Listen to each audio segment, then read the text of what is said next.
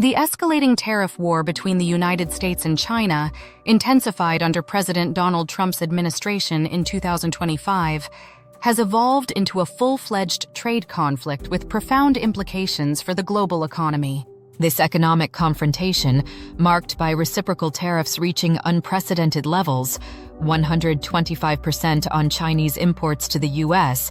and 84% on U.S. exports to China, threatens to dismantle the post-World War II economic order that has underpinned global trade for decades. At the heart of this conflict lies not only the struggle for economic dominance, but also a battle over narrative, perception, and the exclusivity of luxury brands, as Chinese manufacturers challenge the mystique of Western luxury goods through viral exposés. The U.S. economy, valued at approximately $28 trillion, grapples with a staggering debt-to-GDP ratio of 124%, raising questions about the sustainability of its fiscal policies and the efficacy of tariffs as a tool to address economic challenges. Meanwhile, China, controlling 90% of the world's rare earth minerals, critical to modern technology and defense, holds strategic leverage that could reshape global supply chains and industrial capabilities. The tariff war has also exposed vulnerabilities in the American luxury market, worth over $101 billion, as Chinese influencers reveal the manufacturing realities behind brands like Hermes, Gucci, and Ralph Lauren, threatening their exclusivity and profitability. This video delves into the multifaceted dimensions of the US-China tariff war, exploring its economic, geopolitical, and cultural ramifications. It examines whether tariffs can alleviate America's debt burden, the veracity of Chinese claims about luxury brand production, and the potential for a new world economic order. By analyzing historical precedents, economic data, and current trends, this comprehensive analysis aims to provide a professional and nuanced perspective on a conflict that could redefine global economic dynamics for generations. The US-China tariff war, which began in earnest in 2018 during Trump's first term, was rooted in long-standing grievances over trade imbalances, intellectual property theft, and forced technology transfers. The U.S., running a trade deficit with China of $295 billion in 2024, accused Beijing of unfair trade practices that disadvantaged American businesses. In response, Trump imposed tariffs on $350 billion worth of Chinese imports, prompting retaliatory tariffs from China on $100 billion of U.S. goods.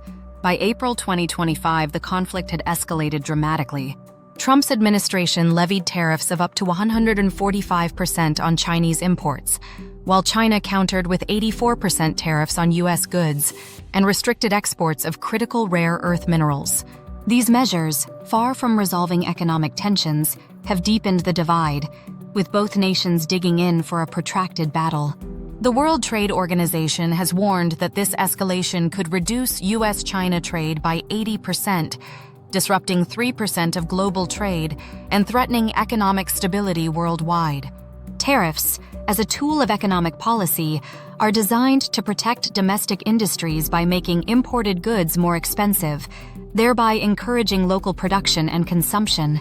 Trump's rationale for tariffs hinges on this principle, with the stated goal of revitalizing American manufacturing, creating jobs, and reducing reliance on Chinese imports. He has claimed that tariffs generate significant revenue, $200 million daily, according to Treasury Department data, and protect American workers from foreign competition.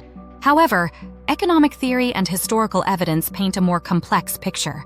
Tariffs increase the cost of imported goods, which is often passed on to consumers, leading to higher prices and reduced purchasing power. In the U.S., where 13% of imports come from China, tariffs have already driven up costs for electronics, apparel, and other consumer goods. A 2023 analysis by the Peterson Institute for International Economics found that U.S. tariffs on Chinese goods raised consumer prices and cost American importers significantly, with little evidence that Chinese exporters lowered their prices to offset the tariffs. Moreover, tariffs disrupt global supply chains as companies seek alternative sourcing to avoid duties. For instance, Chinese solar panel manufacturers shifted assembly to countries like Malaysia and Vietnam to evade U.S. tariffs, a practice that continues to complicate trade dynamics.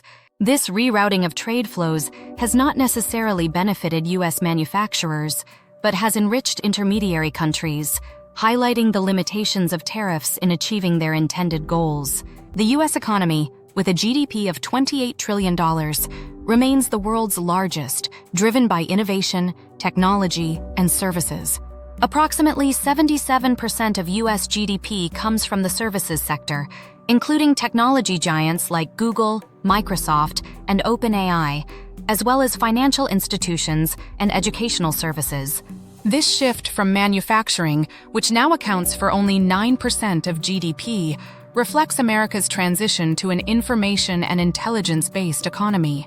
However, this transition has left the U.S. vulnerable to supply chain disruptions, particularly for critical inputs like rare earth minerals, 90% of which are controlled by China. These minerals are essential for semiconductors, electric vehicle batteries, and defense systems, making China's export restrictions a potent weapon in the trade war. The U.S. has only one operational rare earth mine, and its processing capabilities are limited, exacerbating its dependence on Chinese supplies. Additionally, the U.S.'s debt-to-GDP ratio of 124% poses a significant challenge.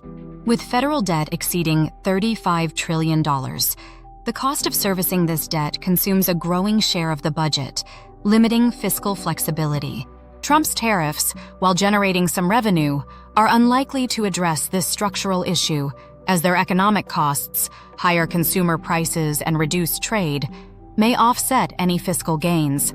Economists from Goldman Sachs and Oxford Economics predict that the U.S. economy, growing at 2.4% annually at the start of 2025, could stagnate by year-end due to tariff-induced disruptions. China, the world's second-largest economy, has demonstrated resilience in the face of U.S. tariffs.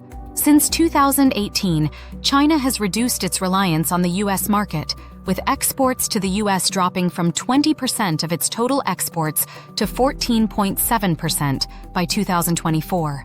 This diversification, coupled with strengthened trade ties with Europe, Russia, and Southeast Asia, has bolstered China's economic stability. China's dominance in rare earth minerals gives it a strategic advantage. By restricting exports of minerals like dysprosium, yttrium, and gallium, China can disrupt U.S. industries ranging from defense to clean energy. Additionally, China's control of 70% of global rare earth production and 85% of processing capacity underscores its influence over critical supply chains. However, China is not immune to the trade war's effects. Retaliatory tariffs have slowed its economic growth, with GDP growth projected to decline by 0.6 to 2.5 percentage points from 2025 to 2027 under various tariff scenarios. Domestic challenges, including a struggling real estate sector and weak consumer demand, further complicate China's economic outlook. Nevertheless, Beijing's centralized control over its economy allows it to absorb short-term pain for long-term strategic gains, a flexibility the U.S. lacks due to its free market dynamics. In 2025, Chinese manufacturers and influencers have leveraged social media platforms like TikTok to challenge the exclusivity of Western luxury brands. Viral videos claim that brands such as Hermès, Gucci, Louis Vuitton, and Ralph Lauren are manufactured in Chinese factories at a fraction of their retail prices, with markups driven by logos and packaging rather than quality. These exposés assert that products sold for thousands of dollars in Western markets are produced for as little as $400, undermining the narrative of craftsmanship and heritage that justifies premium pricing. The American luxury market, valued at $101 billion, relies heavily on brands like Levi's, Chanel, Hermès, Gucci, and Ralph Lauren, which command high profit margins and cultural cachet. The growth of this market, at 4 to 5% annually, is driven by the affluent's desire to signal status through exclusive products. However, the viral campaigns threaten to erode this exclusivity, as consumers question whether they are paying for quality or merely a brand name. While Chinese influencers' claims have gained traction, they are not entirely accurate. The production of luxury goods often involves complex global supply chains with components sourced from multiple countries.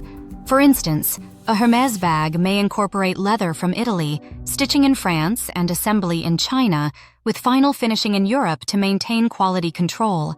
This distributed manufacturing does not negate the craftsmanship or heritage that luxury brands emphasize, but it does highlight their reliance on cost-effective production in countries like China. Counterfeit markets, long a staple of Chinese manufacturing, produce high-quality replicas of luxury goods, often indistinguishable from authentic products to the untrained eye. These A copies are sold at significantly lower prices, bypassing the tariffs imposed on official imports. However, the influencer's assertion that they produce the same product as luxury brands is misleading. Replicas lack the quality assurance, materials sourcing, and brand oversight that define authentic luxury goods. For example, Hermès's leather dyeing and stitching techniques are proprietary, and its products are designed to last generations, a claim counterfeit manufacturers cannot substantiate. The viral exposés pose a dual threat to luxury brands: reputational damage and market disruption. The perception that brands like Hermès or Louis Vuitton are made in China undermines their exclusivity, which is a cornerstone of their value proposition. Brands have responded by emphasizing their artisanal processes and heritage, releasing statements and maps detailing their production facilities in Europe and the US. However, their reluctance to disclose the extent of Chinese manufacturing fuels skepticism. Economically, the exposés could drive consumers toward cheaper replicas, particularly in markets like the US, where 70% of Amazon's products are Chinese-made. Platforms like Alibaba and Shopify further facilitate access to counterfeit goods, bypassing traditional retail channels.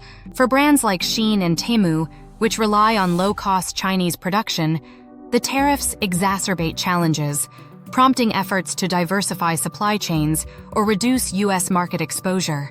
Luxury brands are more than commercial enterprises. They are cultural symbols that reflect a nation's soft power. For the U.S., brands like Ralph Lauren and Levi's evoke Americana, while European brands like Hermès and Gucci embody old-world craftsmanship.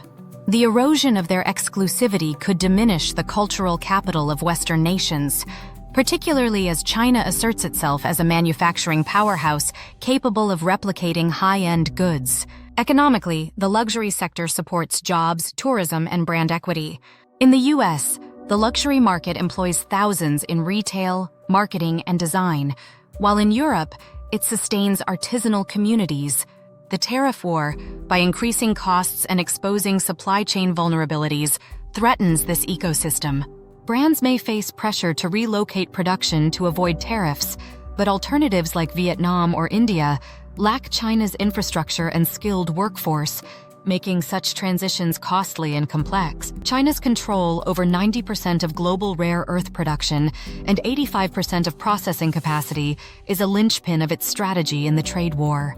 Rare earth elements, REEs, including dysprosium, yttrium, and gallium, are critical for semiconductors, electric vehicle batteries, wind turbines, and defense systems like F-35 jets and missile guidance systems. In April 2025, China imposed export restrictions on 7 REEs, targeting U.S. industries and escalating tensions.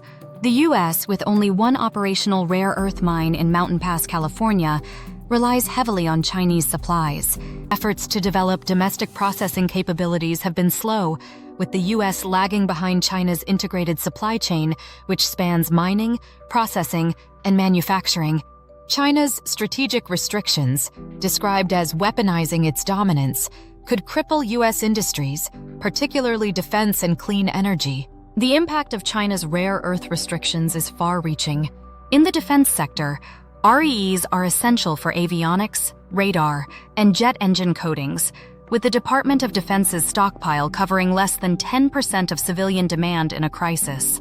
In clean energy, permanent magnets made from REEs are critical for electric vehicle motors and wind turbines, and export controls could delay the U.S.'s energy transition. The semiconductor industry, a cornerstone of the U.S.'s technological edge, is also at risk. Gallium and germanium, restricted by China since 2023, are vital for advanced chips used in AI, telecommunications, and military applications.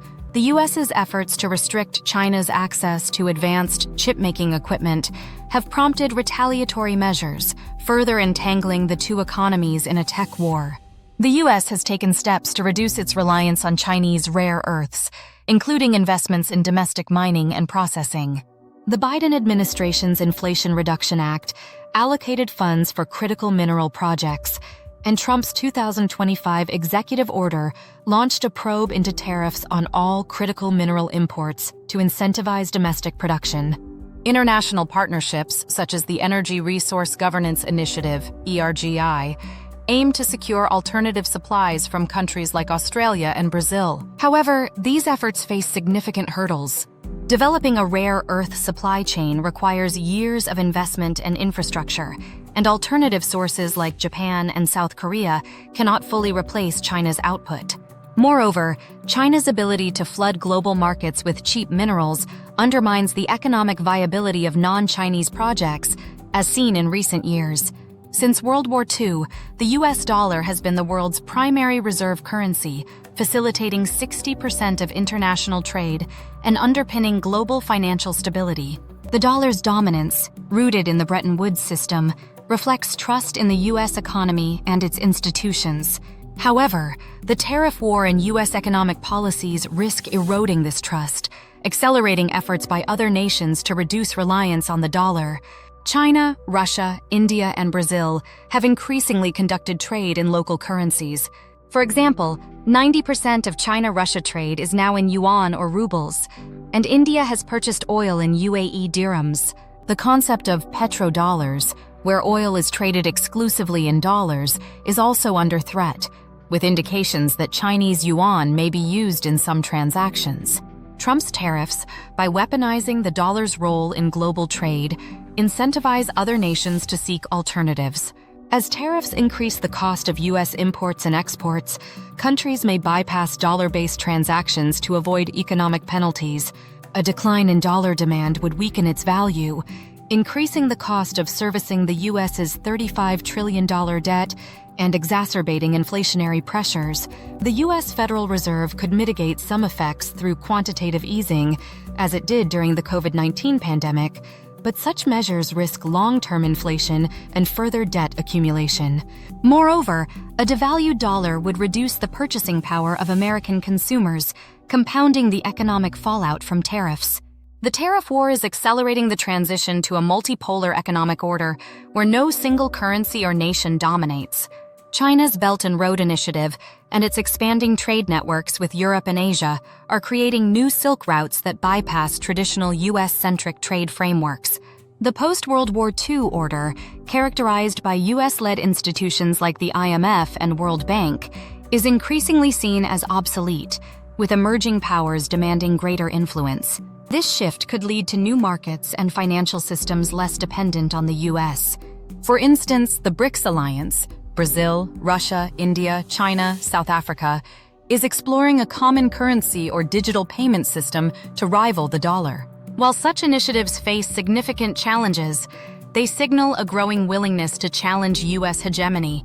Donald Trump's economic vision is steeped in industrial nostalgia, harking back to an era when manufacturing was the backbone of the U.S. economy. His slogan, "Make America Great Again," evokes the 1950s, when factories in the Steel Belt produced goods for global markets. Trump's tariffs aim to revive this era by protecting domestic industries and creating factory jobs, a promise that resonated with 77 million voters in 2024. However, this vision ignores the structural changes in the U.S. economy. Manufacturing's share of GDP has declined from 30% in 1950 to 9% today, while services, driven by technology and innovation, account for 77%. The Steel Belt has become the Rust Belt, as globalization and automation rendered traditional factories obsolete. Trump's focus on tariffs and manufacturing overlooks the U.S.'s strengths in AI, quantum computing, and digital services, which are the true engines of modern economic growth. Trump's approach to the tariff war reflects a broader strategy of creating chaos to gain leverage. a tactic rooted in his real estate career. In the 1970s, he capitalized on New York's economic turmoil to secure tax breaks and subsidies, building a fortune through strategic opportunism. His book, The Art of the Deal, frames this as a legitimate business strategy, though critics, including ghostwriter Tony Schwartz, describe it as manipulative and fraudulent. In the tariff war, Trump appears to be applying this playbook globally, using high tariffs to pressure China and other nations into concessions. However, this approach misjudges the resilience of adversaries like China, which has diversified its trade and strengthened domestic industries.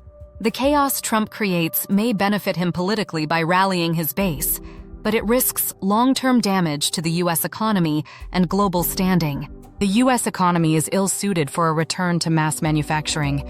With an unemployment rate of 4.2%, considered full employment, there is little labor available for low-skill factory jobs. American workers, particularly younger generations, prefer high-skill, flexible roles in tech, education, and e-commerce, where innovation and remote work are possible. Manufacturing, with its repetitive tasks and limited growth potential, is less appealing. Moreover, U.S. labor laws and human rights standards make domestic production cost-prohibitive compared to countries like China, where wages are lower and regulations less stringent. Even with tariffs, goods produced in the U.S. would be unaffordable for the middle class, potentially fueling smuggling and black market trade. Trump's vision, while appealing to nationalist sentiments, ignores these economic realities, risking further disruption without tangible gains. The U.S.-China tariff war has reverberated across the global economy, disrupting supply chains and increasing costs. The redirection of Chinese goods to Europe and other markets threatens job losses in regions unprepared for cheap imports. The European Union, wary of becoming a dumping ground for Chinese products, is exploring minimum price agreements for electric vehicles to protect its manufacturers. Global trade volumes, which grew by 3% during the 2018-2019 trade war due to bystander countries filling the gap, may contract if the current escalation persists. The World Trade Organization's warning of an 80% reduction in U.S.-China trade underscores the potential for a broader economic downturn. Several scenarios could shape the tariff war's outcome. Negotiated settlement.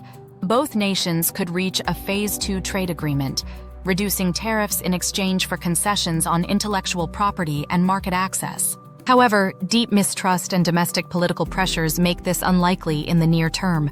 Protracted standoff. The current tit-for-tat escalation could continue, with both sides absorbing economic pain while seeking alternative markets. China's diversified trade and rare earth leverage give it an edge in this scenario. Hot conflict. While unlikely, a severe escalation, such as China dumping U.S. treasuries or imposing a total rare earth ban, could destabilize global markets and trigger broader geopolitical tensions.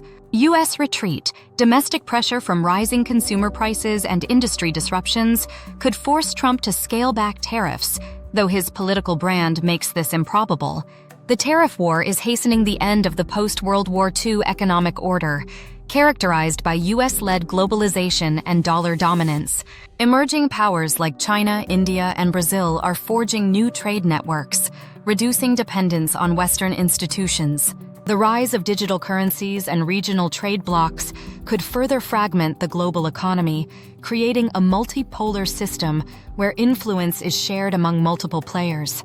For the U.S., adapting to this new order requires embracing its strengths in innovation and services rather than clinging to industrial nostalgia. Investments in AI, quantum computing, and clean energy could reinforce its leadership, but only if supply chain vulnerabilities, particularly rare earth dependence, are addressed. The U.S.'s debt-to-GDP ratio of 124% reflects a structural imbalance that tariffs are unlikely to resolve.